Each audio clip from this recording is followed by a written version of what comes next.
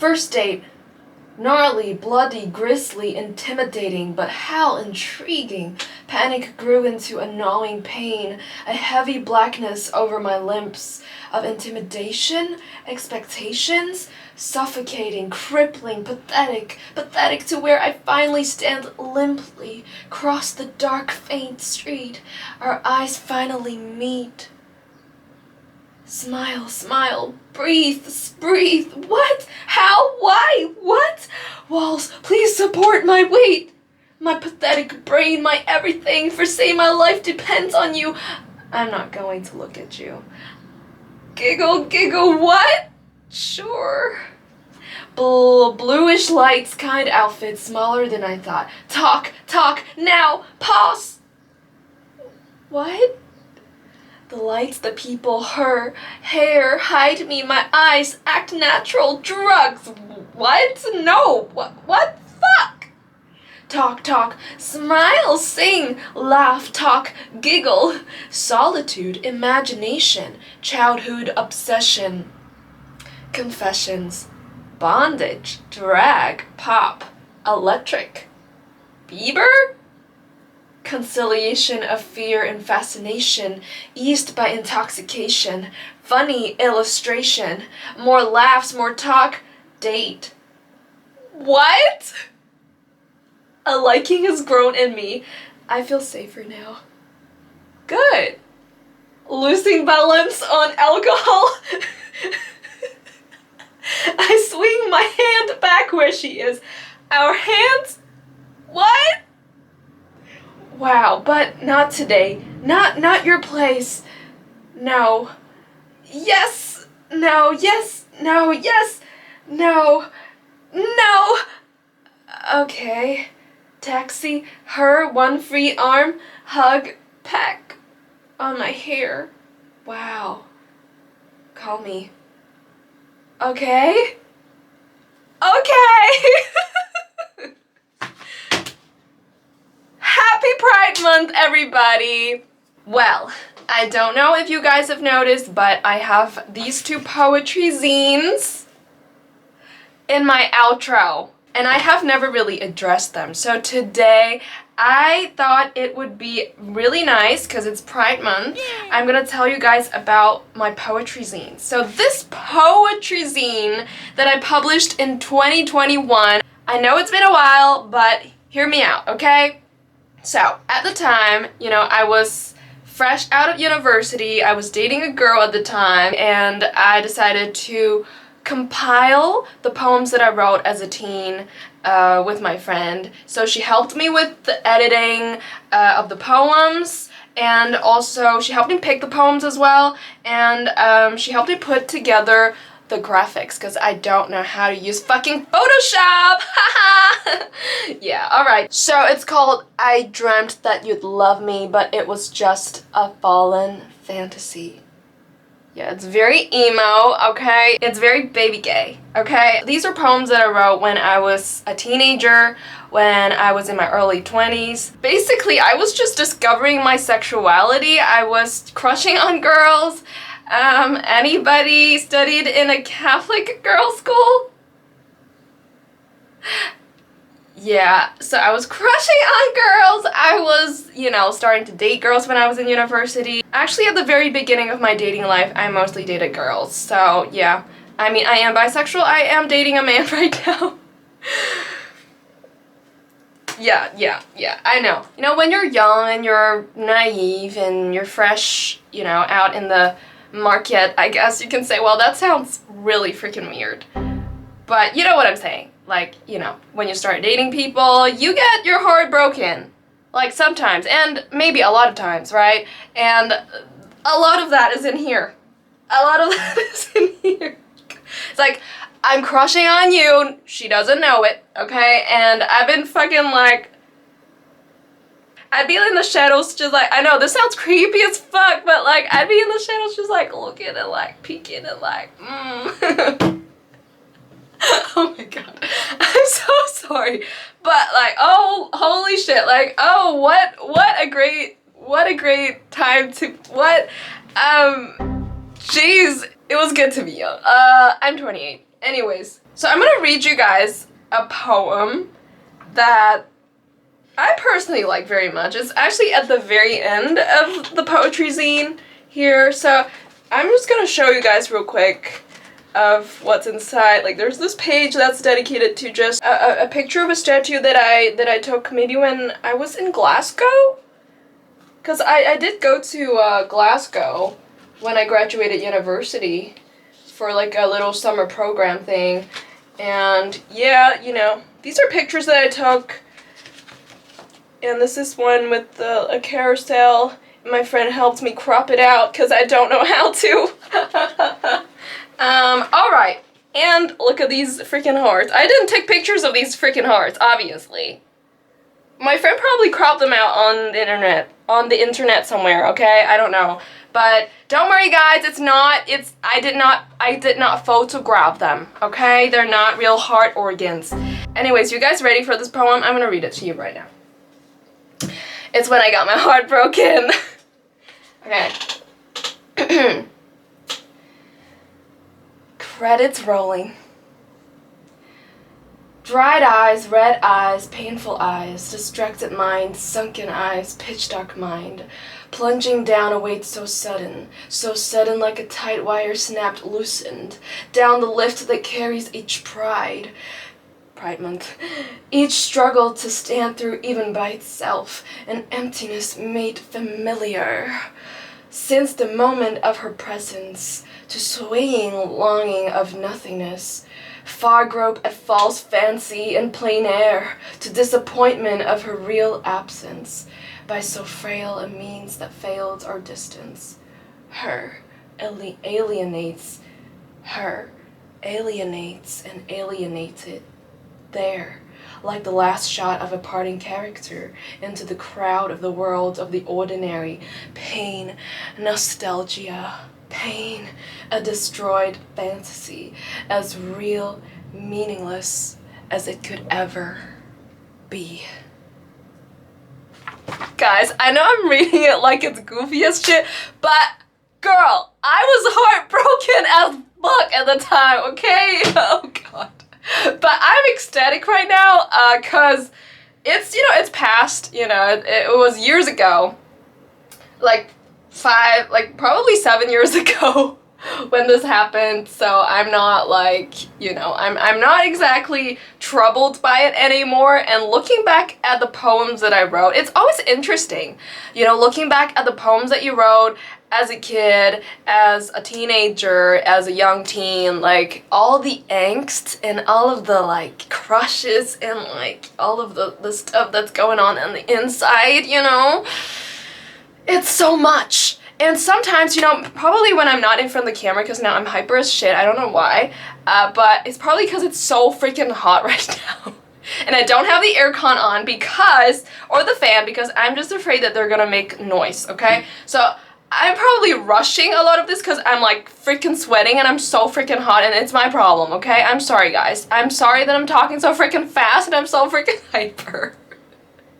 But I guess, you know, sometimes when I'm laughing, it's because I'm embarrassed, you know? Like, people would be like, why the fuck are you laughing? Like, I'm telling you the serious, sometimes I'm just like, I'm sorry, I didn't mean it. Like, I'm just like embarrassed for myself, like not for you, but like I just have to laugh sometimes to just, sorry, I'm probably nervous too. Anyways, enough of the babbling, more poems. Okay, so sometimes when I'm like reading the poems that I wrote alone without the camera and stuff like that, I get really freaking emotional, like high-key emotional. I'd be like so into my own poems. I'd be like, oh my god, I love this word that I used. I love the punctuation that I put after this freaking line, or the lack of punctuation that I put after a line. I'm like, oh my god, you're fucking genius, baby.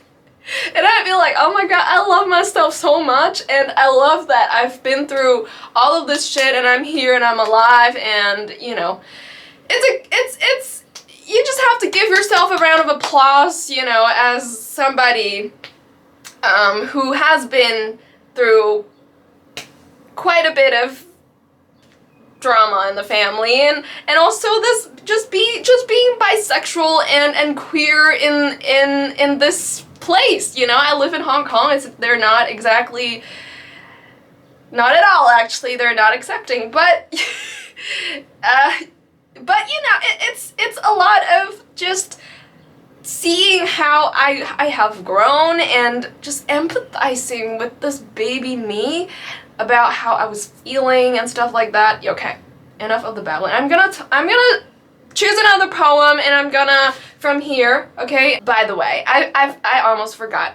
I did do a soundtrack with Ableton, you know, using the poem that I just read to you guys. So I'm gonna listen to it, react to it, just the little part, you know, where I read my poem in the soundtrack, because it is a pretty long soundtrack. So I'm just gonna do that right now. Give me a sec.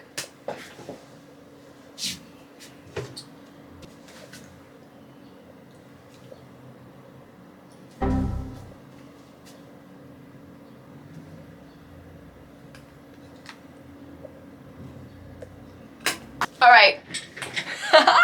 Oh my god, I'm so excited. Okay, I love this soundtrack, okay? It was like one night, I had this iPad at the time. I don't have it anymore because it's not actually mine, but basically I was playing around with, like, I forgot what the app was called, but then I was playing around and made the soundtrack. Oh my god, I was like, oh man, I can fucking do this live, bitch. But until now, I haven't really worked on actually being able to play electric or DJ or whatever the fuck live. But anyways, this is a soundtrack that I put together like at one freaking go, and then in the editing process I didn't really do anything to the original, you know, soundtrack, the beat, but I recorded my voice and it sounded so freaking good. I just put it randomly towards like the ending part of the soundtrack, and it sounded freaking good. I'm like, hey, what a freaking genius I am, you know? Sorry, guys. I'm sweating so much. Ah! Here we go.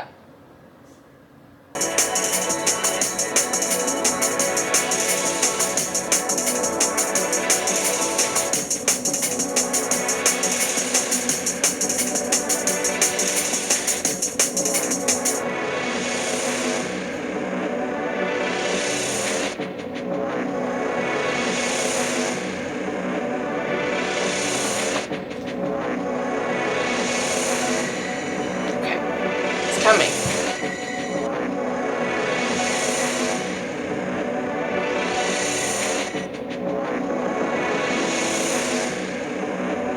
But the wind below. Dried eyes, red eyes, painful eyes, distracted mind, sunken eyes, pitch dark mind, plunging down, weight so sudden like a tight wire snapped, loosened, down the lift that carries each pride, each struggle to stand through even by itself, an emptiness made familiar, sits the moment of her presence, to swaying longing of nothingness, fibrobe and false fancy and plein air, to disappointment of a real absence, by so frail means that failed our distance, her alienates and alienated, there, like the last shot of a parting character, into the crowd, the world of the ordinary, pain, nostalgia, pain, a destroyed fantasy, as real,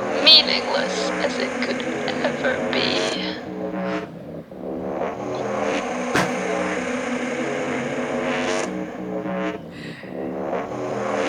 Girl, you tell me that it's not there. It's freaking peak.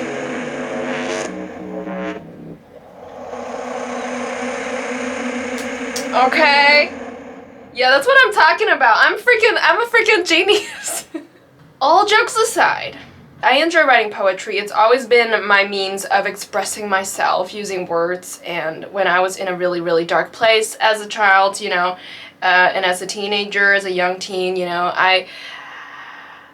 if you have watched my I Survived Age 18 to 28 video, then you'd know that I grew up in a very toxic household and my parents were shit, especially my mother. I remember one time, I was very, very heartbroken by this girl, and they it was also after when I first came out to them when I was 18, right? And they said, okay, well, we're never gonna accept you, but you can still come home. I was like, oh, thank you, that's so nice, But now I know it's fucked up. Like, not even like now, but like maybe just a year later, I knew that it was shit. Cause like, okay, what do you mean like you're never gonna accept me? Like, okay. But anyways, at the time I was like dating this girl, and then we broke it off, like, or whatever. Like, it was just complicated. I'm not gonna get into the details of that. But then I was like crying at home, like when we were having dinner, and I remember like none of them asked me about it. Like, nobody freaking cared about it. Until when I was in the kitchen alone with my dad. My dad is slightly better than my mom, but like he said, okay, what is going on? And I said, well, there's this girl, and he immediately just like he was like, oh, don't tell me about it. Like, he immediately shut the fuck down. And I knew from that day onwards that, okay, whatever the fuck, like, I came out to them at 18, okay, congratulations, like, they know now, they're accepting you, and no, they don't accept you, but they do want you to come home, okay? But, like, you're never gonna be telling them about, like, any time that you're gonna be dating a girl in the future. When you're breaking up with a girl, when you're heartbroken, when you're crying, when you're excited about meeting somebody, don't tell them. It's almost like, you never came out in the first place, and it doesn't freaking matter if it's a girl, like, nobody wants to fucking know about it. Anyways, that is just one of my many experiences, and yeah, it's, this queer sexuality thing, it was just a trigger for my parents to kick me out, like when I was 21, but there were many underlying issues, but I'm not gonna get into that. So this other zine is called And When I Opened My Eyes, I Was Looking Right at Myself. And this is a picture that I took when I was in France at a supermarket. I loved like going to their supermarkets. It's so freaking big, and like I loved looking at all of the fucking products. I love going to supermarkets. Anyway, this zine, on the other hand, is more about also, these poems were written when I was a teenager, when I was a teen, and these poems are more about my angst as a teenager or a teen, living with my very toxic and emotionally abusive parents, and constantly doubting myself and trying to break free from their very restricting expectations of me, and while trying to be myself at the same time, because I knew from a very young age, because of the bands that I listened to, such as Black Veil Brides, they've always had this really, really positive message, and they've, helped me spin through so much. You have no idea, as a very lonely kid, they really did help me a lot, but I was just constantly breaking down, like bawling my eyes out every fucking week. Like, it was just a cycle of craziness for me. I was very depressed and anxious. I was never diagnosed with anything. I never went to the doctors for it, but I wouldn't be surprised if I had, any of those mental illnesses at the time. So I'm gonna choose a poem from here. I'm just gonna let you guys, so I drew this, okay? This is from a movie called The Portrait of, when I see the word portrait, I wanna read it in French immediately. It's Portrait of Jason. Okay, it's a really, really good fucking documentary. So this poem is about me just contemplating on like death and aging. Yeah, when I was 9 years old, I was like, oh my fucking god, I'm so afraid of death right now, because I'm 9, and 9 is the last age where you'd have like a single digit. Like, for the rest of your life, you're gonna have double digits. And that scared the fuck out of me. Like, I remember sitting in my school bus, and there was this kid, my age, okay? I'm not saying that, like, I was not a kid, but, like, they were saying, like, oh, I really look forward to the freaking picnic. I was like, okay, you look forward to the picnic? And she was like, I really want the picnics to come sooner. I'm like, Okay, I didn't really say it to her face, okay? It was just all in my head because I was like fucking emo and shit, right? I'm not talking to anybody. I'm just like looking out the window and I'm just eavesdropping because they were talking really loud. It's not really eavesdropping if they were talking loud, right? But, okay, but like in my head, I was like, okay, you want the picnic to come sooner? Does that mean that you want to die sooner? Okay, it's all fucked up, okay? Fucked up in here. Fucked up at a very young age, okay? But anyways, I was like so scared of death. Even this poisoned sleep is also about death. I have a French one here. Should I read the French one to you guys? You've never heard me read French. Should I do it though? Okay, disclaimer. I am not an expert in French, okay? This is a poem that I wrote when I was in university and I thought, okay, this is like good grammar, it's fine, like it's passing grammar. So I don't know if there's any like mistakes or anything like that. If you're French speaking, if you're, you know, if you're learning French, if you're a French teacher, feel free to correct me. I'm fine with that. Just, okay, anyways. Alright, so here we go. Aujourd'hui dans le miroir. Un jour, je me regarde dans le miroir. Je ne vois pas de rides, je ne vois que ma police. Les deux lignes au-dessus de mes yeux courbent en forme de lune ou de cœur. Comme je suis belle! Mes yeux dans lesquels je vois une âme que j'adore. Finalement, je vois mon charme. Après des années du doute, c'est la souffrance qui me coûte. Tout à coup, mon visage du moment me manque. Je pense à tout ce que je perdrais avec le temps. Même si je m'apprécierais autant, même si je serais aussi belle qu'à l'instant, ma beauté d'aujourd'hui, ma jeunesse, tout ce que j'ai maintenant, je perdrais avec le temps. Alright guys, my camera was heating up, okay, and I was heating up, and my camera died for a bit. Anyways, I'm gonna reread the French poem from the very beginning, okay? Aujourd'hui dans le miroir. Un jour, je me regarde dans le miroir. Je ne vois pas de rides, je ne vois pas que ma... Okay, I'm gonna do it again. I'm sorry guys. Here I go again. Aujourd'hui dans le miroir. Un jour, je me regarde dans le miroir. Je ne vois pas de rides, je ne vois que ma police. Les deux lignes au-dessus de mes yeux courbent en forme de lune ou de cœur. Comme je suis belle. Mes yeux dans lesquels je vois une âme que j'adore. Finalement, je vois mon charme, après des années du doute. C'est la souffrance qui me coûte. Tout à coup, mon visage du moment me manque. Je pense à tout ce que je perdrais avec le temps.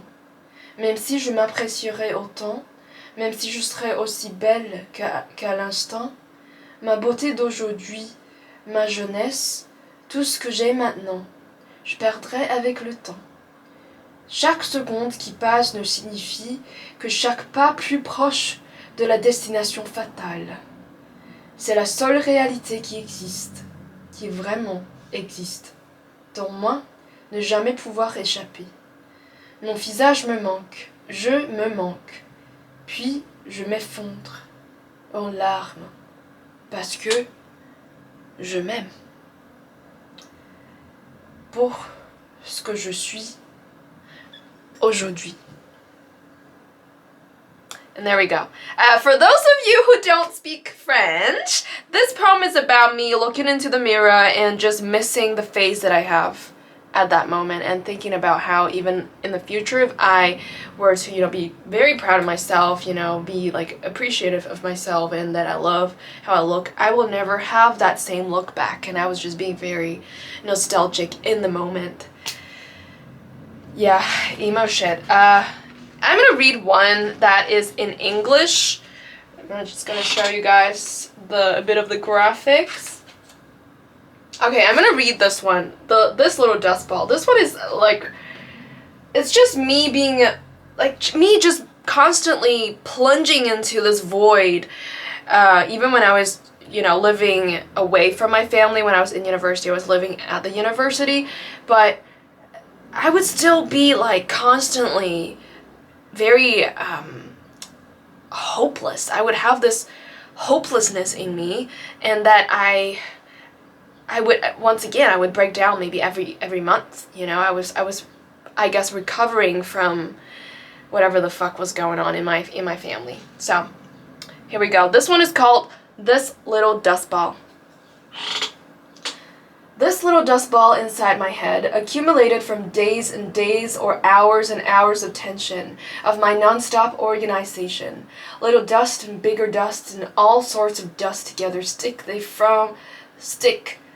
Little dust and bigger dust and all sorts of dust together stick. They form a bigger ball. This little dust ball inside my head, is it a nothing, a void I am feeling? Or is it really a sadness? A depression? Or am I just too tired for rationality? Rationality is what reminds me to be happy. Maybe I am too tired to be happy. But I love what I do, which tire me. Without them it's not me, so why am I sad? Oh, yes, because of the million little tiny dust strings strangling each other absently without paying attention. They become entangled with one another. They love staying together and make my eyes wet. I wonder if they think I'm crazy. Are you not okay? No, I am. Are you okay? Yes, I am. But you look sick today. Awkward laugh and painful silence, wary of explanation. My mom thinks I'm crazy. She also thinks I'm disgusting, she said that. But it's just me.